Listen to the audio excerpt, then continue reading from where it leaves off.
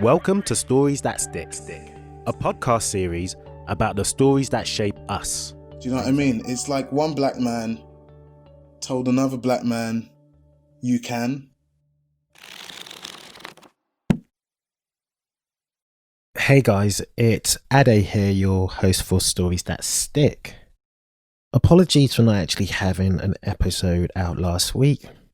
The truth of the matter is, it's been, very, very difficult last couple of weeks. In fact, maybe even last month, that we do need to take a time out.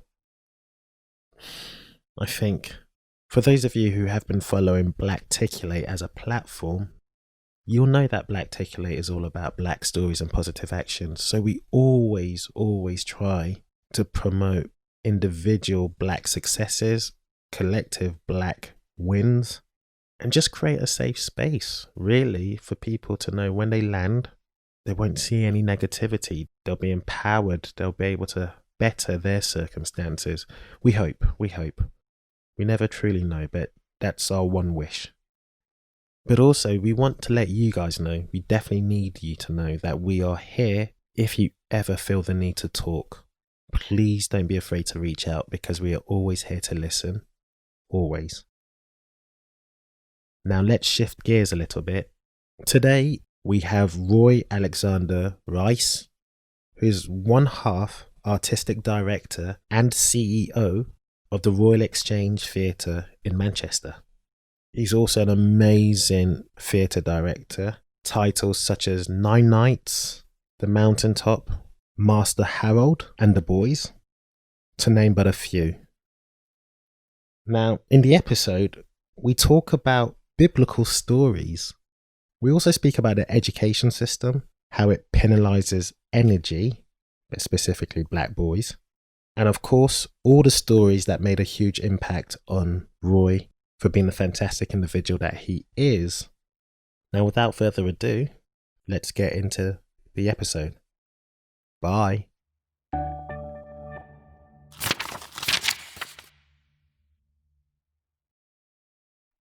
Well, welcome, Roy, to Stories That Stick. Hey. How you feeling? I'm hot. Metaphorically or literally? No. No, it's just a very hot day. And I'm sitting in a room upstairs in my house, which felt like a good idea. But now that the sun's shining, it's quite hot up here. Oh, I'm sorry to hear that. No, it's all good. How are you? I'm okay. I mean, I think for most of us, if not all of us, it's been a tough few weeks or even like month in truth. But I don't want to derail us too much into that conversation because that could be an entire podcast episode in of itself. I normally start the conversation around death. Okay. Cool. And I'll explain why, is because this podcast series is fundamentally putting a spotlight to amazing individuals like yourself. And I think death tends to inform how we live. Mm-hmm. So how do you feel about death? How do I feel about death? Do you know, it's really interesting, and it was quite funny, like, with all the questions that you sent me in advance. But I used to have a really massive fear of death as a child. My family are Ghanaian and Jamaican, and I grew up, like, in a very Christian family, but we also went to, like, the, like, black church, so to speak. But we also went to the Catholic church, which was about helping us to get into good schools. And I just remember being taught in catechism classes about purgatory and hell and death. And it just felt like this big, massive, mystical thing that I didn't really understand. Did it weigh heavy on you in a negative sense, or? Yeah, anything that felt a little bit adventurous, I was a little bit afraid of. Because when ultimately your death is connected to the way that you live, like you say, that is a really frightening thing, I think, when you're a child. Yeah. Because how do you know that you won't go to hell because you told someone to shut up? Or how do you know? Yeah. Do you know what I mean? So I think there was a bit of that as well. I hear that. I think that we are immortalized by the stories we leave and the stories that are told about us when we are gone. Would you agree with that? Yeah, I definitely think that there is a part of that kind of sits at the core of like the work that I do and the work that I think is really important. And yeah. So let's go into your first chapter, 0 to 10. So your first decade.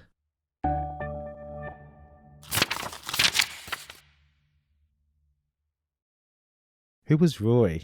Who was Like, Roy? yeah, at this tender age, what was growing up like? So, 0 to 10. Gosh, wow. Okay, so I grew up in like the Brixton Oval area. Um, like my family, for me, it felt like really average in a way, like really normal. Only when I zoom out and got a bit older, I realized that actually we were poor in comparison to a lot of people. When you say we, Roy, who's that? Brothers, sisters? So I grew up with my mum, my grandma, my older sister, younger sister, and older brother. I don't know why I said it that way around. No worries.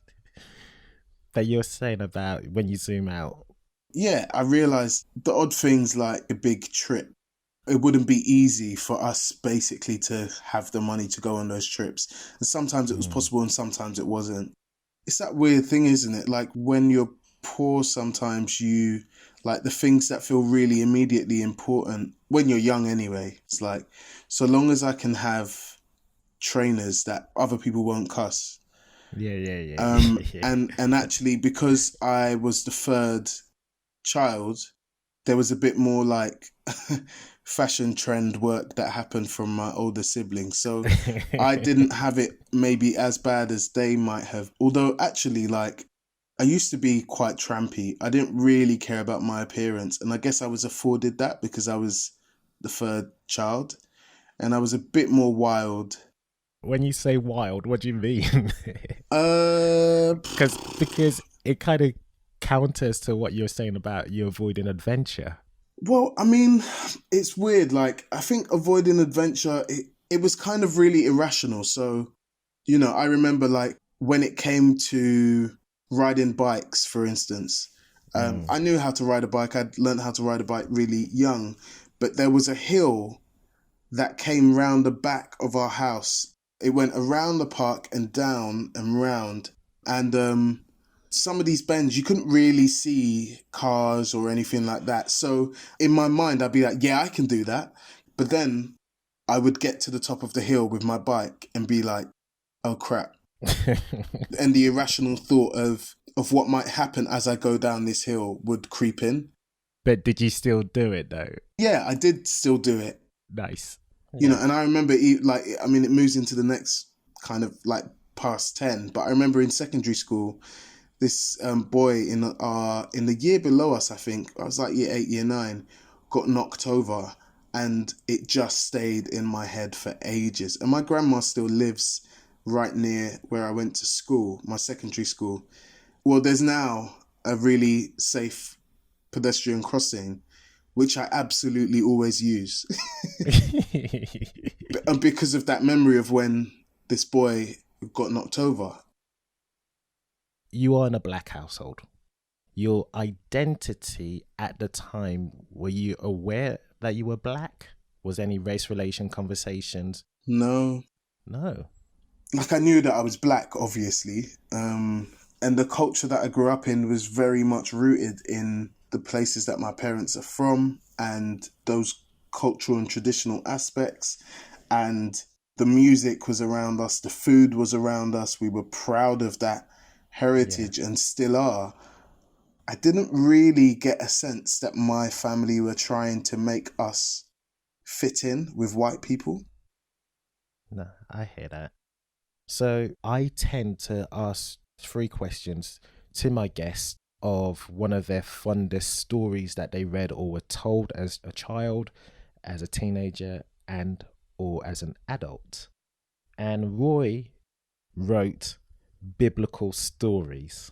Now, that's quite broad. Was there any particular story that you recall? There was definitely a point when I thought I would be like a pastor. Oh, really? Yeah, I mean, I can see. a similarity in terms of the life that I've chosen to live now, but I'm not going to let you get away with that. What's the similarities of the life you've I chosen? guess the thing that I loved about biblical stories is how the micro action affected the kind of macro epic proportions of consequence. And I think that had an impact on why I guess I was afraid of death. Because you hear about, I don't know why I'm struggling to think of a Bible story now, but I don't know, Adam and Eve, they eat an apple, they realize that they're naked and they are damned for the rest of their lives. The simplicity of that kind of story, but somehow the spirituality and the magic of those stories I was really absorbed in. I was always massively obsessed, funnily enough, with the story of Moses and the Egyptians and the pharaohs and leading the Jews out of captivity. The idea of the sea opening and people walking through the sea. There's something about that imagination. And I guess the idea that all of those stories essentially were helping people to understand the way in which they should be living their lives. Yeah, there's a huge part of that I have taken into my adult life. No, I hear that. So let's go to the next chapter, which is 11 to 20.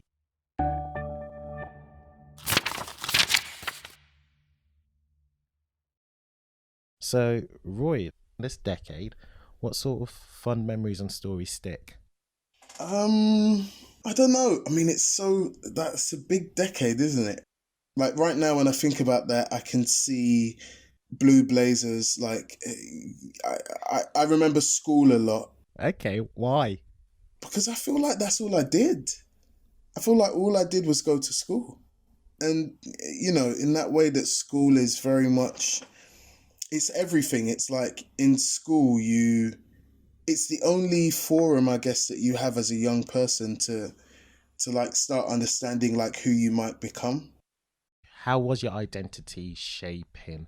I guess I remember beef and cussing matches between African and Caribbean people, which was quite tricky, I guess, because I was half and half. You wanted to be the person that had the best cusses. You wanted to be the person that could take it. How were you? How did you fare? I feel like sometimes I'd be a bit rubbish at it, but then other times I would have the one-liner that would just shut it down. Shut it down. It'd be a little mic drop. But I feel like that was the early part of it. And then I started to get more into creative stuff. And that started to occupy more of my time. So then I started spending more lunch times doing music.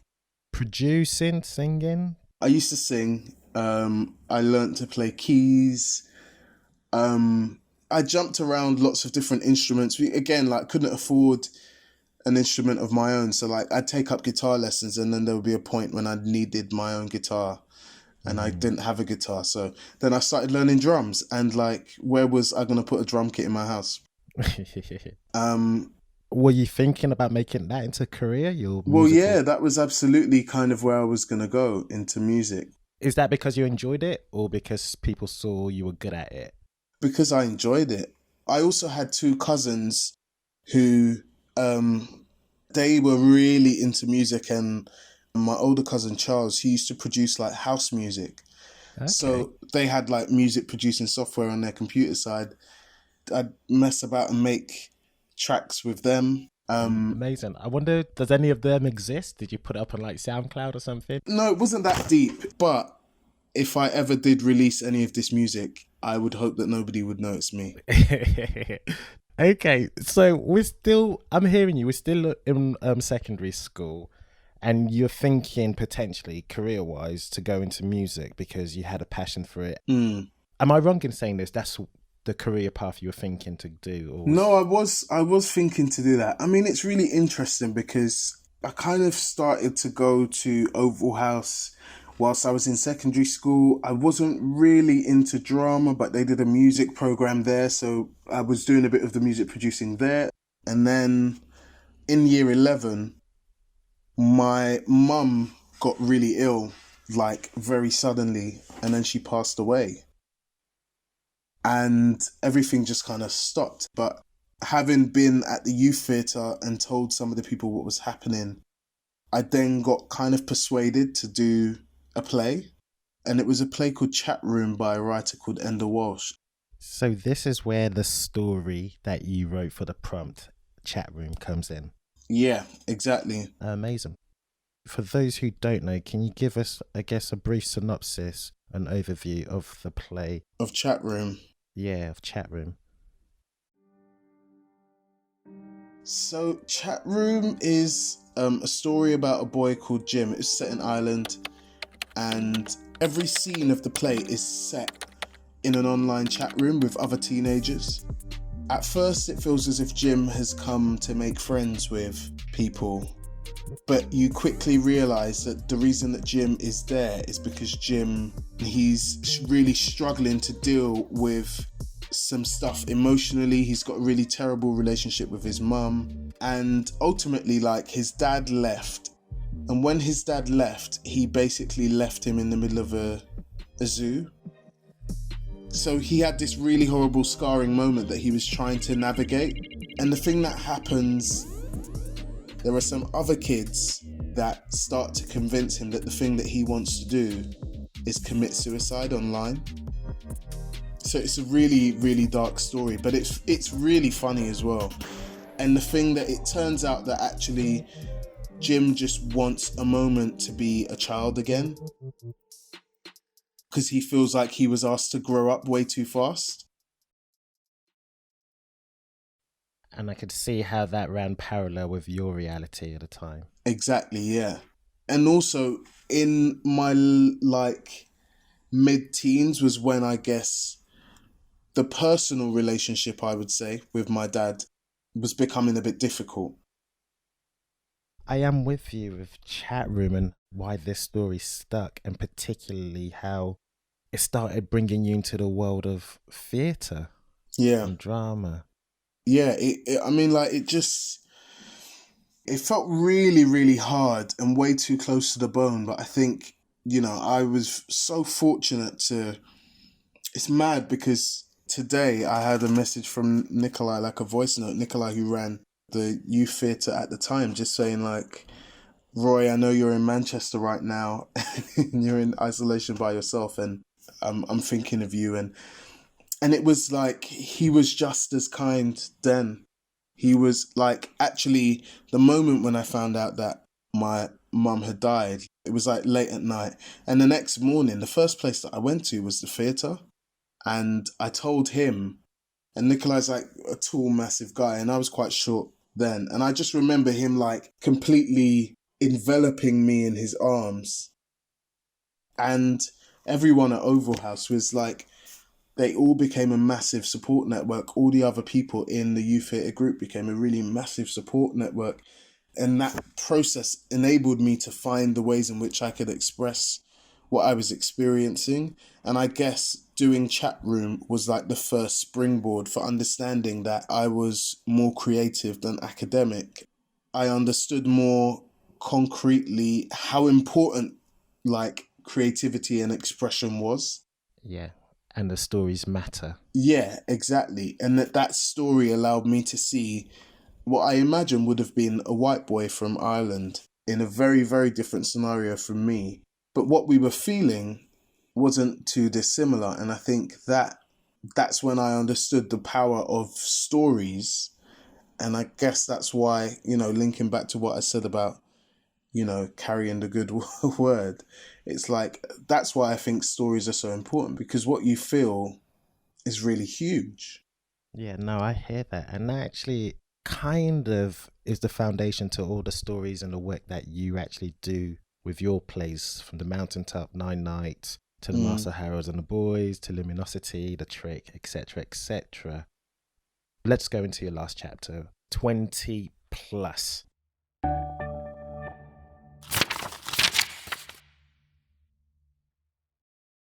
how have you become the person that we all know you to be? Someone who is just an amazing director for plays that tell authentic stories that don't shy when it comes down to underrepresented voices. Bridge this gap 20 plus. Hit us. So I did college. I went to John Ruskin College and did 2 years, which felt like a bit of a waste of time because it wasn't a waste of time, but essentially that was the moment when losing my mum really hit me. So I didn't actually leave college with any qualifications that I would write down anywhere. Let's just say that.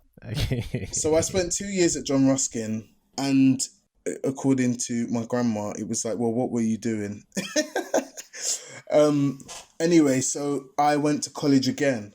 So I did drama and theatre studies, I did English language and literature, and I did film studies. And I think that was because youth theatre was really helping me to shape what kind of life or career I might have gone into. But again, really struggling with finding ways to communicate that to my family, because I think there's something really hard about when you come from a poor family. The thing that's really hard is that not all that you talk about, but so much of what you talk about is money and how you get it and how you hold on to it, all of that. And that's quite tough. And I guess because I was, like I say, because I was the younger sibling, my attitudes, my ideas, my questioning, all of those things, like, in a way, I didn't have to have model behavior. I mean, I've decided that I didn't have to have model behavior, but of course I did, because I have a younger sister.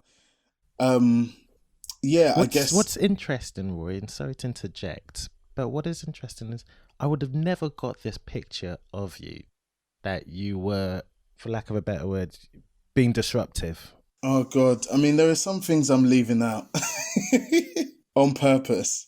Like, Okay. I was on report for all 5 years of secondary school. Right. I don't think there was a week where I wasn't sent out of class at least once or twice. The one term where I wasn't on report was the term after my mum had died, because I was really quiet. Yeah. Because I'd been changed by that event. But actually before then, I wasn't acting out. It's really interesting because again, going into my adult years, one of the things that was really crucial to me being able to sustain a career in this industry is I did a huge amount of work with young people for a really long time. In fact, I only stopped doing it about 13, 14 months ago, because the magnitude of some of the tasks that I had to take on in my other professional life were getting really big. And then now, obviously, with this job, it's impossible to continue doing it at the level that I was before. But, with the young people that I work with, especially in a drama class, almost all of them are the kids that couldn't sit still in class. There's something about the education system that criminalizes energy. Do you know what I mean? No, for sure. There is a famous TED talk by Ken Robinson, which he goes, education kills creativity. And it is, I guess, following along the lines of what I believe you're saying. Yeah, exactly. It's a very Western thing, isn't it? Of the way in which children are taught to behave, or supposedly preparing children for adult life. A huge part of that is like suppress all of that energy. Suppress that energy. Toe the line. Yeah. And I think actually it's a really dangerous thing, isn't it? Like, I've seen it as well in schools. Like, some children develop a reputation in the school. So then every teacher that teaches them is looking for that behavior. And the minute they get a hint of it, that behavior is criminalized immediately.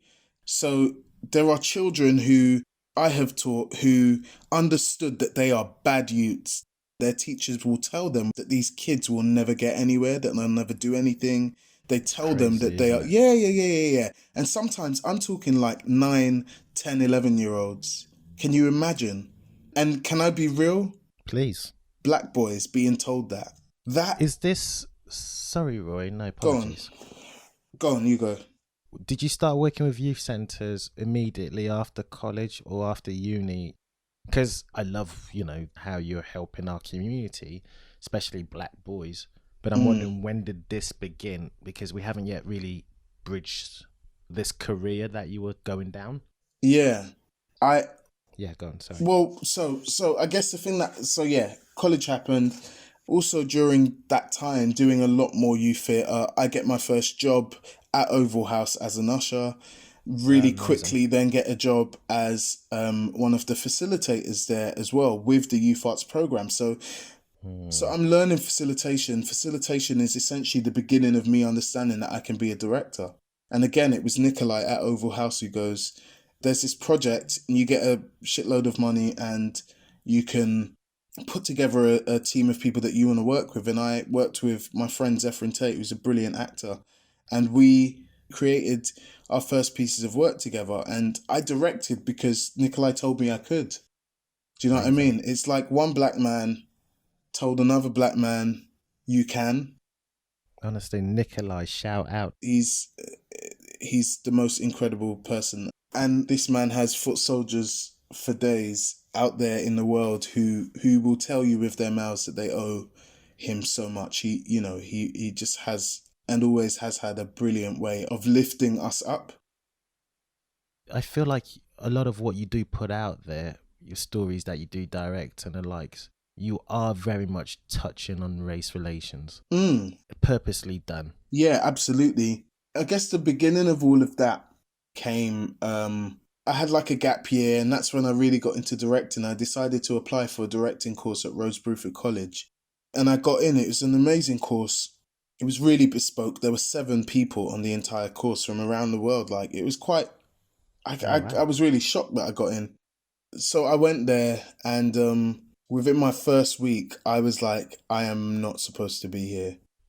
I had never had so many people point out to me in the space of a week that I was black, that asked me where I was from. And the funny thing about it is, like, Rose Bruford was in Sidcup, and there were people coming from all over the miles, hundreds of miles away, who somehow just dominated that space. And I was like, but I'm the Londoner. Why am I made to feel like I am other when I am in London? Of course, then I learned that Sidcup, 20 minutes away from where Stephen Lawrence was killed. It was a really painful time for me. Again, like, Nikolai was there to go, you can't leave. You cannot leave, because I think some of them might expect that of you. Yeah. Fuck it. I'm doing this. Like, I have to stay. And I loved doing it, and I loved stories, and I understood. That was when I started to understand the philosophy that I have about how stories are everything and everywhere. I could talk to you for like 2 hours. Again, I'm acutely aware of your time. And Okay. we will have to wrap up, but you did mention Greek tragedies.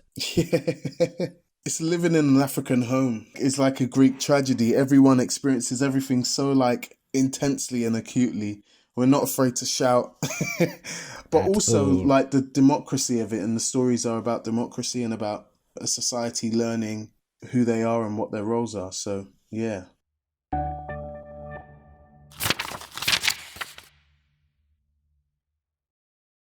Thank you very much for your time and for being on Stories That Stick. If you're ever in London, I'd love to bring you into the studio for us to continue just the amazing work that you do. Thank you. I want to congratulate you on your members of the British Empire stamp. Ugh.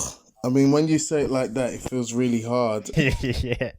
I do know certain thespians and artists who have opted out of it. So I did want to know why you opted in. But let's say to be continued. Yeah? Oh, you can't leave it on that note. Well, again, it's your time. I will say very quickly, I can say I'm Ghanaian all that I want. I can say I'm Jamaican all that I want. But when I go to those places, I'm British. It's really simple. And in this country, if I don't claim that Britishness, essentially I'm also rejecting the privilege that comes with being British. And that privilege, all of that privilege, is essentially everything that all of my ancestors have done and given, the lives that have been lost, like all of that. No, I hear that.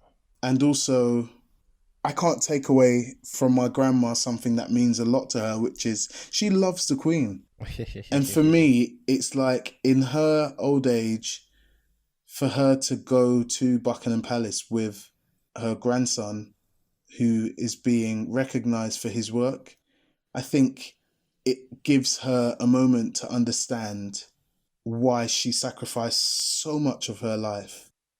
Essentially, I asked her if I should take it or not. And when I told her, she fell to her knees and started crying.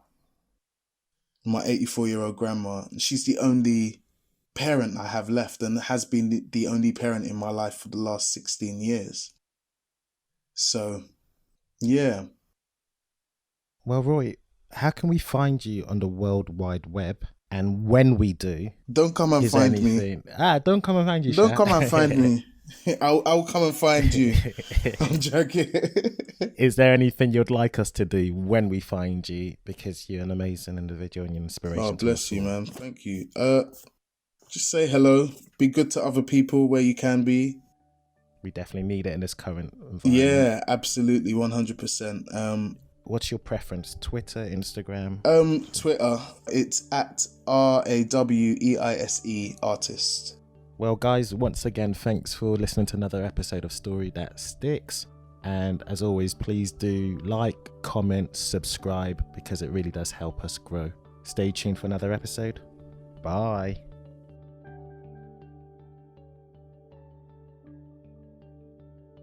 Hey guys, if you enjoyed today's episode, please do share it. And if you'd like to be featured on the podcast, please do get in touch.